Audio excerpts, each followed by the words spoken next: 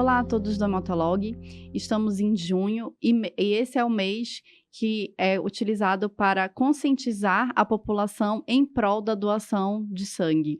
Então, foi convidado pelo Hematolog a doutora Aracy Sakashita, que é a nossa coordenadora médica da hemoterapia aqui do Hospital Israelita Albert Einstein, para a gente conversar um pouquinho sobre esse ato da doação de sangue do ponto de vista técnico, né, para a gente entender um pouquinho quais são os critérios, o que é importante no serviço de hemoterapia. Então, muito obrigada, doutora, pela sua participação hoje aqui. Muito obrigada, agradeço, Juliana, o convite para a participação. E eu acho que eu queria começar falando que sangue não é um componente que a gente consegue obter comercialmente, a não ser, então é preciso que um doador tenha faça esse ato altruísta de doar sangue para que eu tenha componentes para atender o seu paciente ou os pacientes que precisam de transfusão. Uma coisa que eu acho sempre legal conversar é um pouquinho sobre a triagem, que eu acho que é a principal dúvida, e é uma dúvida para todas as especialidades médicas, né? Então, assim, critérios clínicos, o que a equipe da triagem mais vem perguntar para você sobre contraindicações? Acho que a gente podia começar sobre remédios contraindicados para a doação de sangue. Tem uma lista grande, né? Existem desde medicações que podem gerar efeitos adversos em quem vai receber e medicações que podem comprometer o doador, o bem-estar do doador, caso ele faça doação de sangue. Eu não vou saber dizer para você a lista de cor, mas a gente tem uma lista na portaria, que é o regulamento técnico, que direciona ou que dá as diretrizes para a seleção de doador de sangue. Ela tem uma lista de todos os medicamentos e por quanto tempo, qual é o tempo de inaptidão para que esse indivíduo possa doar sangue com segurança, para ele e para quem vai receber. E comorbidades? Quais são as comorbidades? Comorbidades, aí eu acho que assim, por definição, o doador é um indivíduo saudável. Então, a gente precisa ter certeza que a doação não vai prejudicar o bem-estar dele. E aí, existem situações ou condições médicas que sabidamente a doação de sangue pode, se não prejudicar, desestabilizar a condição clínica do paciente. Então, por exemplo, cardiopatias, pneumopatias crônicas, né? Indivíduos que tiveram infecções graves no passado, por exemplo, tuberculose pulmonar, etc. Diabetes, insulino dependente, quer dizer, são situações ou condições clínicas em que ele, na verdade, tem uma condição crônica e que a doação de sangue, eventualmente, pode trazer algum efeito adverso indesejável em função dessa condição clínica. E quanto a hábitos do paciente? Então, uma coisa que é muito discutida é tatuagem, piercing, sem a gente falar ainda de outros hábitos. Primeiro esses. Eu acho que assim, todo esse questionário com relação a hábitos de vida, ou situações que nós genericamente chamamos de situações de risco acrescido para agentes infecciosos que podem ser transmitidos pelo sangue, visam, obviamente, proteger quem vai receber. E aí, acho que vai desde, eu fiz uma transfusão há menos de 1 ano, até acabei de fazer uma tatuagem. Hoje em dia, a tatuagem normalmente é feita ou espera-se que a maioria seja feita em instituições ou locais devidamente licenciados pela vigilância sanitária, etc., com uso de material descartável, etc. Mas, eventualmente, se você não tem condições, são situações que podem, digamos assim, expor ou aumentar o risco de exposição a esses agentes infecciosos transmissíveis por transfusão, e em virtude disso você tem um tempo, tem uma inaptidão temporária desse doador, caso você não conheça as condições nas quais, por exemplo, a tatuagem ou piercing foi feito, né? Sim. Piercing especificamente, às vezes dá muita dúvida, por exemplo, piercing em mucosa, né? É considerado uma situação ou uma condição que você sempre tem algum tipo de lesão e você pode ter aí uma porta de entrada para bactéria, para agentes infecciosos.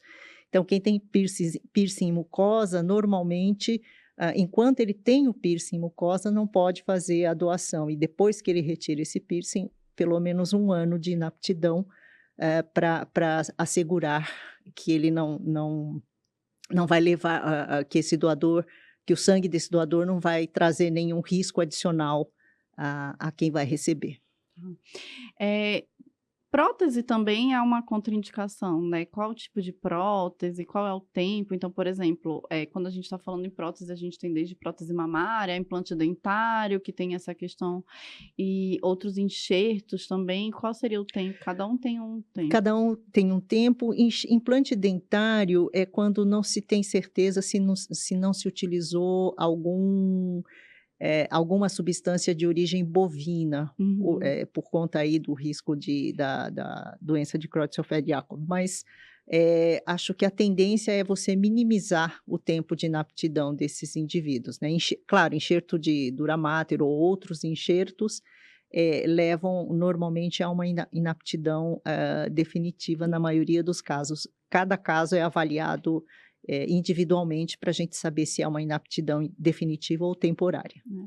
A gente sabe que, historicamente, também teve toda uma mudança na triagem clínica para a gente avaliar o risco de ter alguma doença, né, do doador ser um portador de doença sexualmente transmissível, sobretudo HIV, né, quando a gente está falando, e que isso mudou recentemente aqui na nossa legislação brasileira. Então, acho que seria algo legal para a gente comentar. Eu acho que mais do que o HIV, nós temos o que a gente considera hoje um guarda-chuva amplo aí de situações de risco acrescido, que vai desde o indivíduo que recebeu transfusão há menos de 1 ano, até o indivíduo que passa pelo indivíduo que fez ou faz uso de droga injetável, né, endovenoso, até indivíduos com situações que podem eventualmente predispor ou aumentar o risco de exposição aos agentes infecciosos, dentre eles os sexualmente transmissíveis, porque também são transmissíveis por transfusão, né? Sífilis, sabemos disso, a hepatite B, né? Então, o que acontece é que hoje o questionário, que eu costumo brincar que é uma inquisição quase, ele olha não só os hábitos de vida, mas histórico médico e, digamos assim, essas situações ou condições nas quais o indivíduo pode ter se exposto, tem o maior risco de ter se exposto a algum desses agentes infecciosos. Eu estou falando de hepatite B, hepatite C, sífilis, né? Uhum. E HIV, claro. Então, acho que a legislação ela mudou bastante ao longo das últimas décadas, até porque os testes feitos no sangue doado também melhoraram bastante. Acho que a implementação do teste de biologia molecular, do teste do NAT, trouxe uma segurança maior, porque diminuiu em muito a janela imunológica, principalmente para a hepatite C, Uhum. né? Mas para o HIV também. E eu acho que com isso, os critérios de inaptidão, eles foram sendo alterados à medida em que se melhorou, digamos assim, a sensibilidade dos testes de triagem laboratorial, né? Uhum. E com relação agora a gente está vivendo, né, a epidemia da dengue no Brasil, e a gente sabe que anteriormente a gente teve Zika, então a gente tem os patógenos emergentes e a gente tem, né, umas pandemias que teve o Covid que vão ressurgindo. Como preparar, né, a sua agência transfusional, o seu serviço de hemoterapia para esses momentos? Então, na verdade, a gente acaba tendo sempre, acho que um respaldo muito importante da Anvisa e do Ministério da Saúde, eles sempre soltam notas técnicas, né? Foi Uhum. assim com Covid, foi assim com Zika, e foi assim também com dengue, né? Uhum. Então, dengue, obviamente, não é um teste que faz parte da triagem habitual do doador de sangue. Então, os critérios para aceitação do indivíduo nessa epidemia, por exemplo, eles foram, digamos assim, apertados um pouquinho mais, né? Uhum. E a gente tem agora, em andamento aí, a implantação do teste de biologia molecular para malária, alguns serviços públicos já estão utilizando, né, em larga escala, e eu acho que é um teste que deve, em breve, fazer parte aí, se não obrigatório, pelo menos recomendado para alguns doadores que eventualmente seriam antes recusados na triagem clínica, né? Então, tornar elegível um doador que antes seria inelegível só pelo questionário clínico. Então, acho que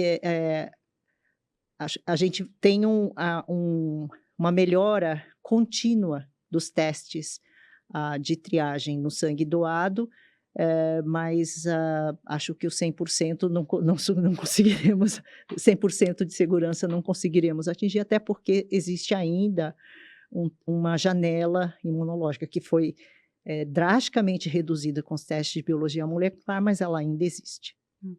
E, assim, uma última pergunta com relação, bom, essa não é bem com relação à triagem clínica, né, mas é uma pergunta frequente, principalmente quando a gente vai pensar em cirurgias, né, que é a doação casada. Qual é a recomendação que vocês fazem quando alguém procura o serviço de hemoterapia desejando fazer doação casada? Esse é um tema que é bastante antigo, na literatura. Eu acho que quando surgiu o HIV e o risco, o conhecimento de que o HIV era transmissível por transfusão, houve um aumento desse tipo de doação, né?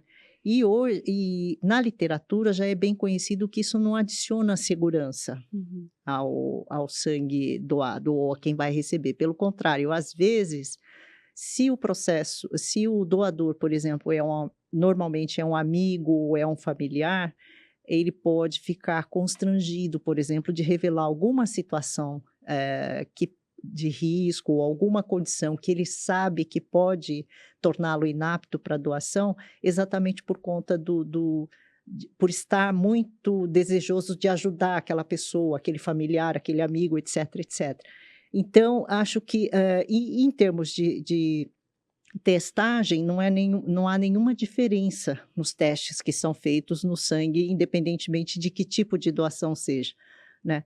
Então, ele não adiciona segurança, pelo contrário, talvez exista o temor de que, eventualmente, a pessoa pode omitir algum dado, ou alguma condição, por exemplo, até da sua própria saúde, e a doação ser prejudicial a ele, em função de estar muito desejoso de ajudar aquele familiar ou aquela pessoa. Então, nós não recomendamos a doação casada ou a doação dirigida, a não ser em situações específicas. Que situações específicas? Por exemplo, um receptor que tem um sangue raro e que é muito difícil achar doador compatível, aí a condição talvez mais fácil seja achar algum doador entre a família. Aí é uma outra situação.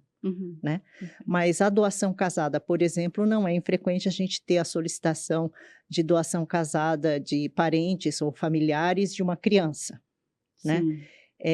A gente, assim, o que procuramos explicar é que isso realmente não adiciona, não traz uma segurança a mais no sangue doado. E, na verdade, tem esses riscos todos que eu já mencionei, além do fato de que, se for familiar, etc., etc., existe o cuidado adicional da gente ter que irradiar o sangue para evitar outras reações associadas à transfusão de componentes consanguíneos. Perfeito.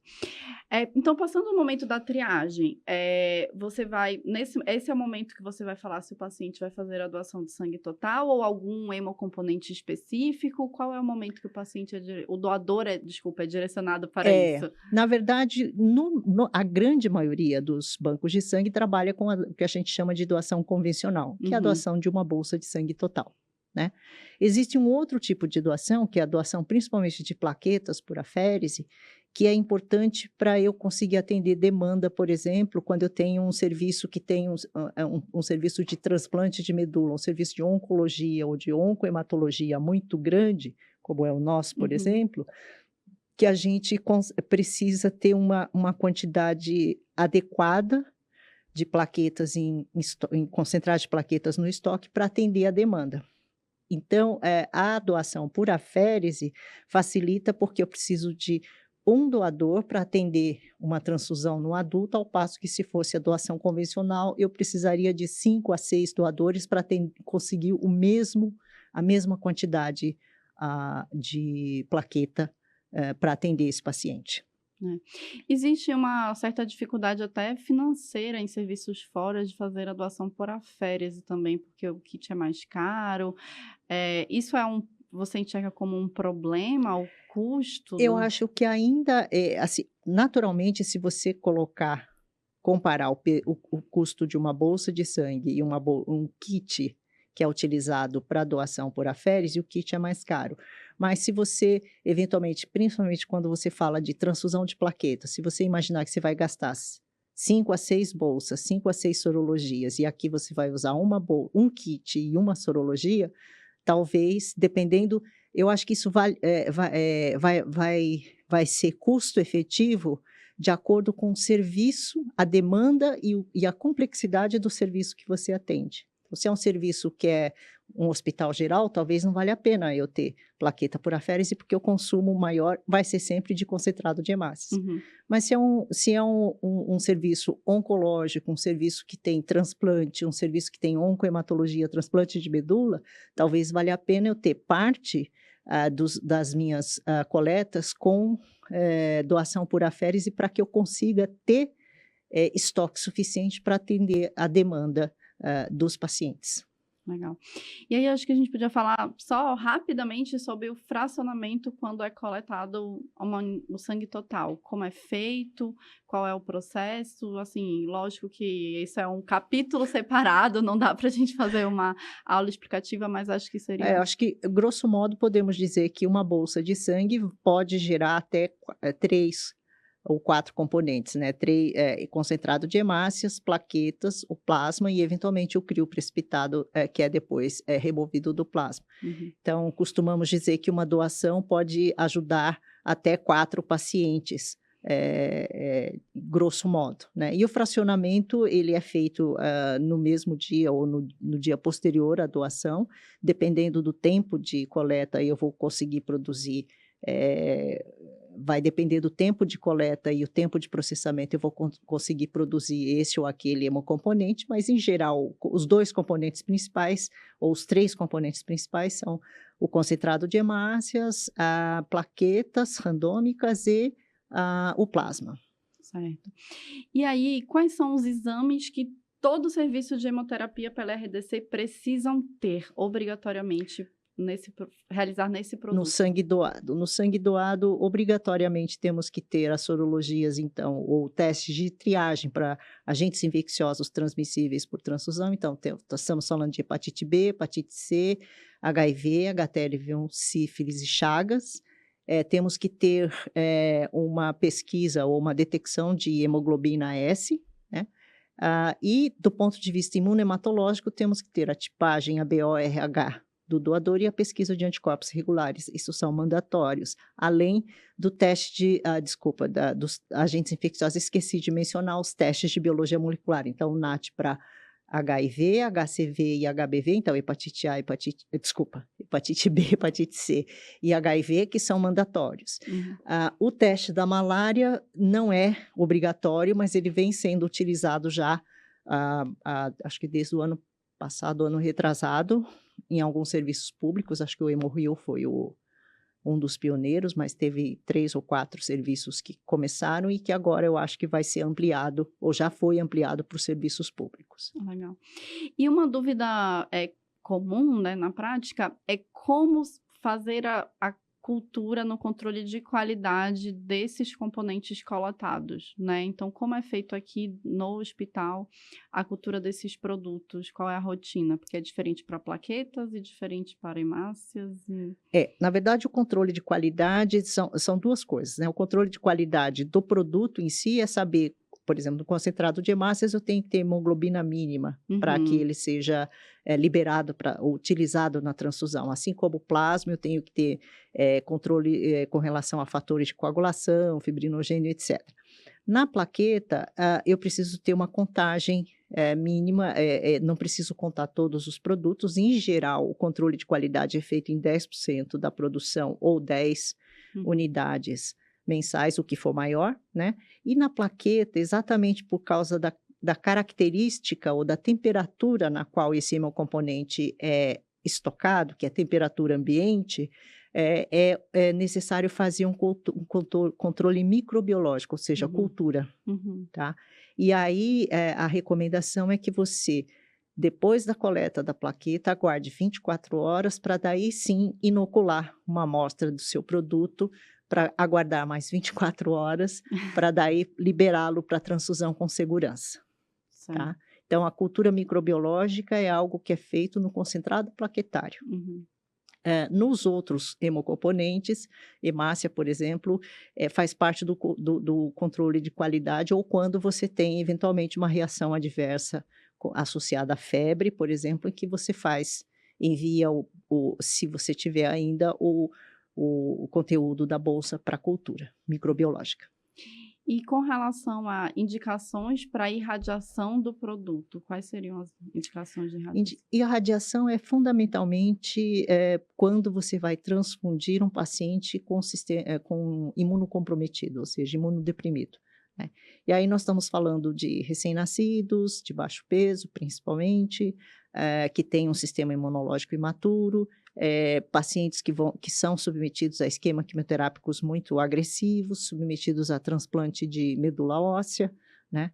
Ou os pacientes oncohematológicos, de uma forma geral, recebem uma quimioterapia bastante agressiva, vamos dizer assim, né?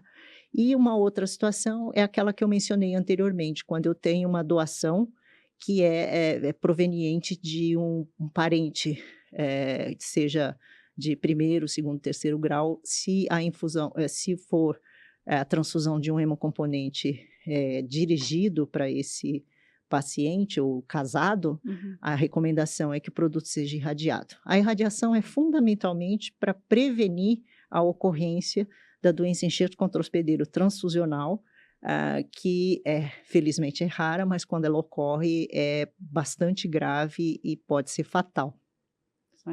E a deleucotização ou o filtro, né, o componente filtrado? A filtração, eu acho que primeiro são duas coisas. Primeiro, a filtração pré-estocagem, que é aquela que é feita até 72 horas depois da coleta. É uma filtração que proporciona o que a gente chama de um produto CMV seguro, né?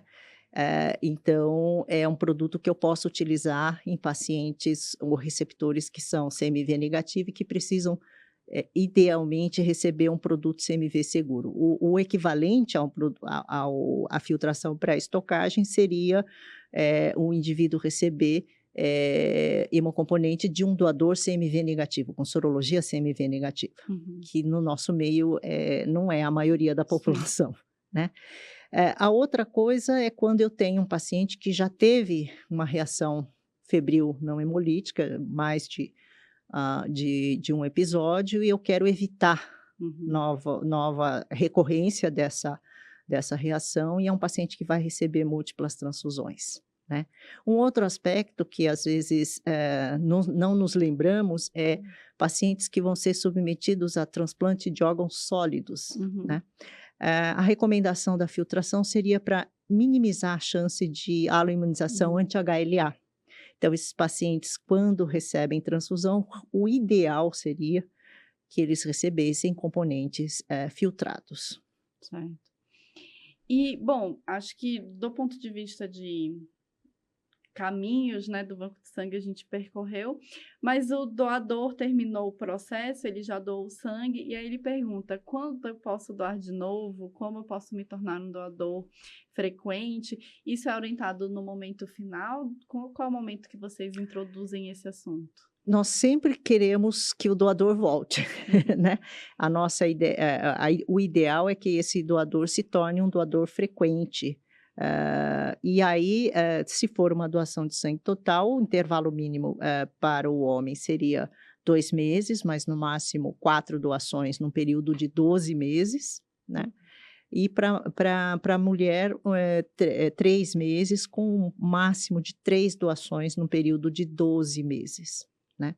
A doação por aférese pode ser feita até 24 vezes por ano. Então, é algo que ela pode ser feita de uma forma com maior frequência, portanto, né? Mas a gente procura não cansar o nosso doador e, por exemplo, aqui nós utilizamos